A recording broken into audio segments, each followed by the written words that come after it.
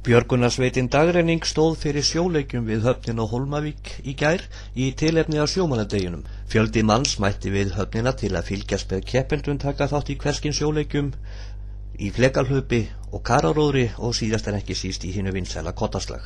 Í dag á sjálfan sjómannadaginn verður síðan hinn árlega marknótaveiðikeppni á höfninni og má búast við fjölda þátttakanda þar einnig. Það var mikill hasar í kottaslagnum eins og við mátti búast og sjá má á meðfylgjandi myndum. You know what you're doing to me, don't you? I know you do. Now don't get me wrong, ain't gonna do you no harm. No. This bomb's for loving and you can shoot it far. I'm your main target, come and help me ignite.